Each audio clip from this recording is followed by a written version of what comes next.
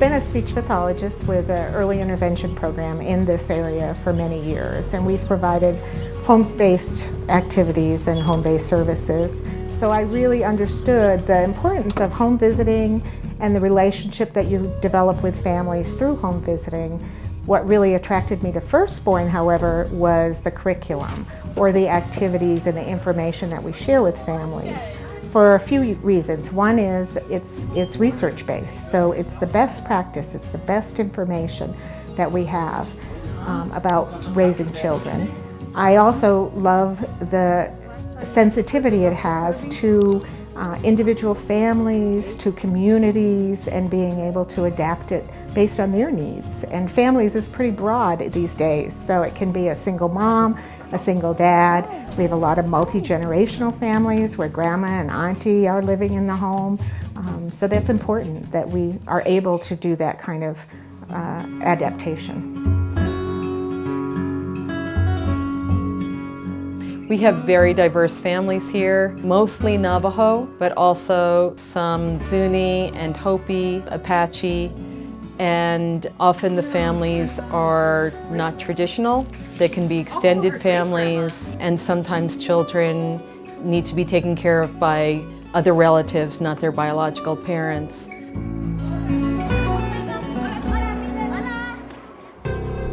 We are our own 501c3. We're the Northwest New Mexico Firstborn Program. Firstborn Program is in McKinley County, San Juan County, and the Zuni Pueblo. The Kellogg Foundation, of course, supplied the money, and the Lanl Foundation supplied all the rest. They were our fiscal agent, they were our mentors, they showed us how to proceed in contracts, they supplied technical assistance, and they held our hand basically through the whole beginning of this program.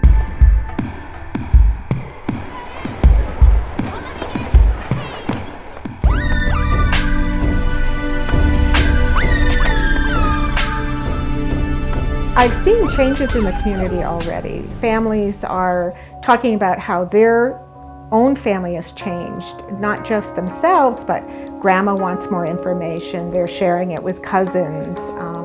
And also the medical community has become more aware of the kinds of things that we can do to be supportive and help families achieve the goals they want to achieve. The Lanl Foundation has come in and been very respectful in meeting with the Zuni community, the Pueblo of Zuni, the Navajo Nation, and other partners like Indian Health Services to make sure that everybody's involved in the planning process.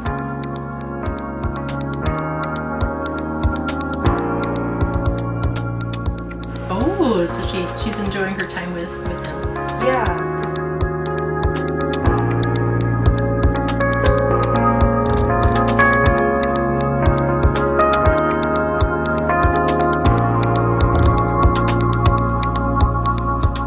Is it reassuring that when you can leave her with somebody who has that close attachment?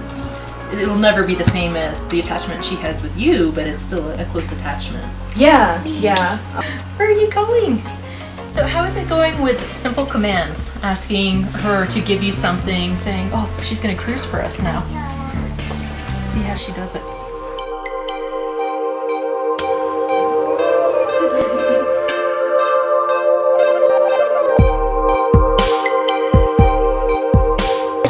Say that I think Firstborn would fit anywhere. I think that it's an adaptable program that includes a curriculum that can be adjusted to anybody's needs. So here's the bear's nose.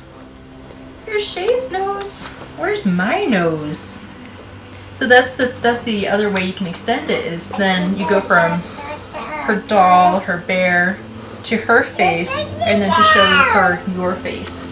Okay. And with the repetition of language, after a little while, you might just say nose, and she might start touching her nose. So that's what you can be looking for. Where are you going? In the next few weeks, is to see, is she picking up on this language? It's much more focused on expressive language, receptive language. She's going to be showing more understanding of what different words mean. That she's going to make more associations between the bear and his nose to her own nose to your nose. They're all noses. Okay. So, oh, look, here are the eyes. Look at the eyes. Where are your eyes? And you can start asking her to start making connections between these are the bear's eyes, these are my eyes. And you can say, where's the bear's nose? Here's the bear's nose.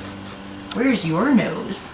What we find is that parents really don't know how to talk to babies, and they don't know what they're able to do. And so firstborn can really reinforce that what reading is and how to read to a baby and how to involve them. And so literacy will be an amazing thing, and those kids really come out with more language skills, do better in school, and their development continues to increase, and they're really much more ready for school than kids that are not read to. As a magistrate judge, I had seen families that would have benefited from the Firstborn program, education that our curriculum in Firstborn covers, the effects of alcohol, the effects of tobacco, the effects of drugs. A lot of these families could have benefited should they have been educated in that earlier stage, which all falls to raising a healthy family.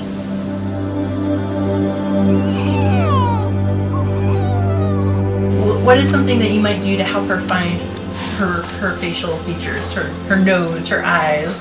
Well, right now, I think I'm mainly using like her feet because we're still doing the stretches. Oh, that's great. You're doing the stretches still. Yeah, so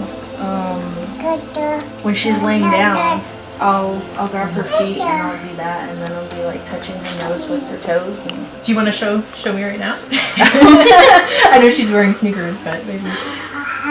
Oh, you're making so many more noises now. yeah, She's she's talking more. talking a lot more. Hi, mommy. How fun is that? What's Mama gonna do? Oh, there's your nose. If there was one thing I would tell families who are hesitant or not sure about entering the Firstborn program, I would let them know that Firstborn provides support on building a solid foundation for a resilient family and opening door to a nurturing environment.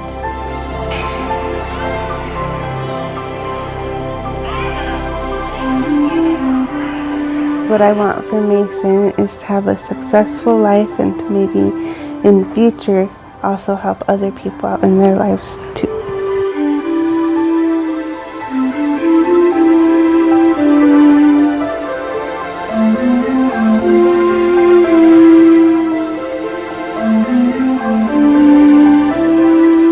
A program like Firstborn sets the stage for real family support of children.